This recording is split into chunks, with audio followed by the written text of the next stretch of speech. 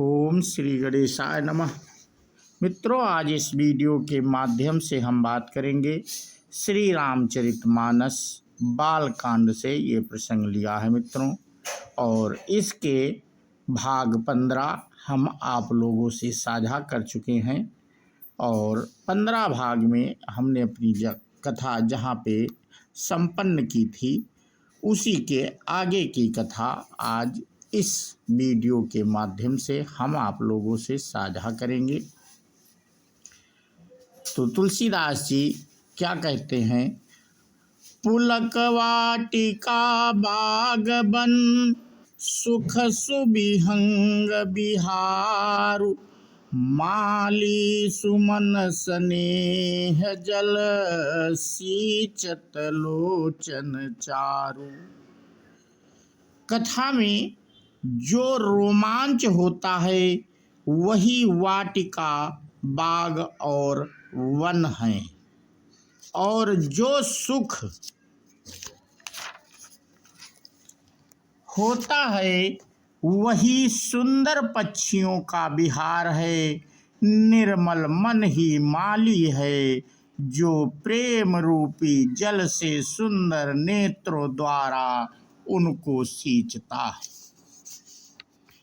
जो लोग इस चरित्र को सावधानी से गाते हैं वे ही इस तालाब के चतुर रखवाले हैं, और जो स्त्री पुरुष सदा आदर पूर्वक इसे सुनते हैं वे ही इस सुंदर मानस के अधिकारी उत्तम देवता हैं।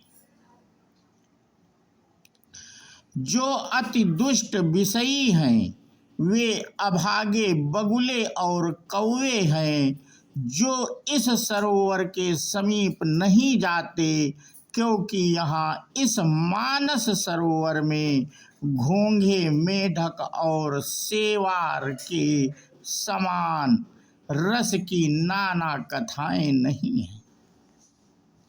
इसी कारण बेचारे कौवे और बगुले रूपी विषयी लोग यहाँ आते हुए हृदय में हार मान जाते हैं, क्योंकि इस सरोवर तक आने में कठिनाइयाँ बहुत हैं।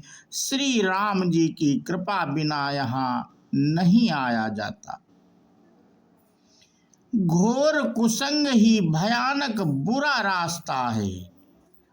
उन कुसंगियों के वचन ही बाघ, सिंह और सांप हैं।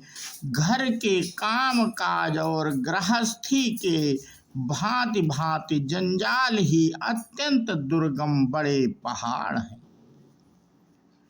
मोह, मद और मान ही बहुत से बीहड़ वन हैं, और नाना प्रकार के कुतर्क ही भयानक नदियां हैं।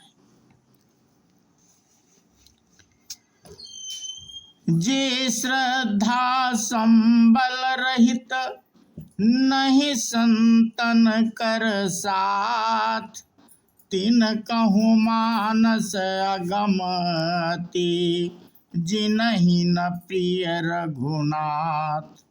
जिनके पास श्रद्धा रूपी राह खर्च नहीं है और संतों का साथ नहीं है, और जिनको श्री रघुनाथ जी प्रिय नहीं हैं, उनके लिए यह मानस अत्यंत ही अगम है। अर्थात श्रद्धा, सत्संग और भगवत प्रेम के बिना कोई इसको नहीं पा सकता। यदि कोई मनुष्य कष्ट उठाकर वहां तक पहुंच जाए तो वहां जाते ही उसे नींद रूपी जूड़ी आ जाती है।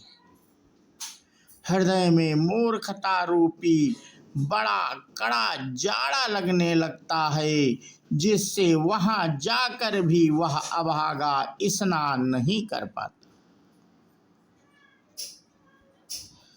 उससे उस सरोवर में स्नान और उसका जलपान तो किया ही नहीं जाता, वह अभिमान सहित लौट आता है।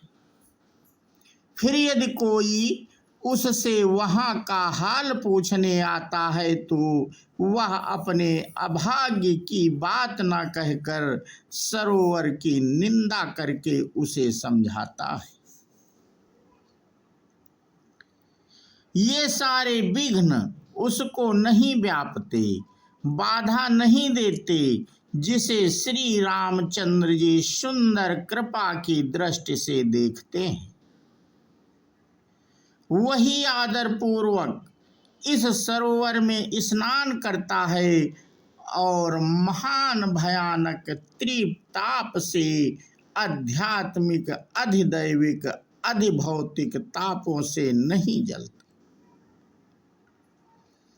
जिनके मन में श्री रामचंद्र जी के चरणों में सुंदर प्रेम है, वे इस सरोवर को कभी नहीं छोड़ते।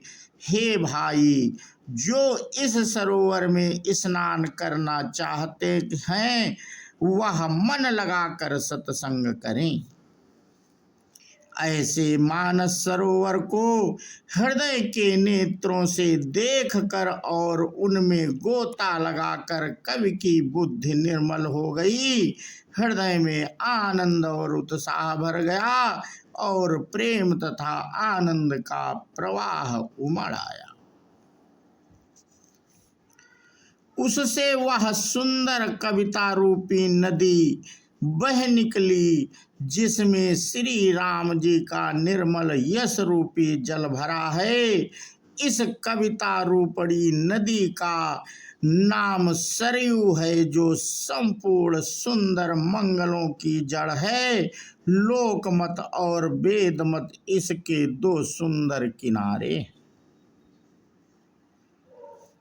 श्रोता त्रिविधि समाजपुर, ग्राम नगर दुहुकूल, संत सभा अनुपम अवध, सकल सुमंगल मूल।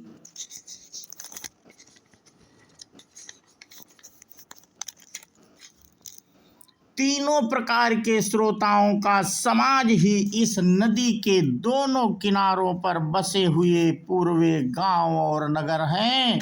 संतों की सभा ही सब सुंदर मंगलों की जड़ अनुपम अयोध्या जी।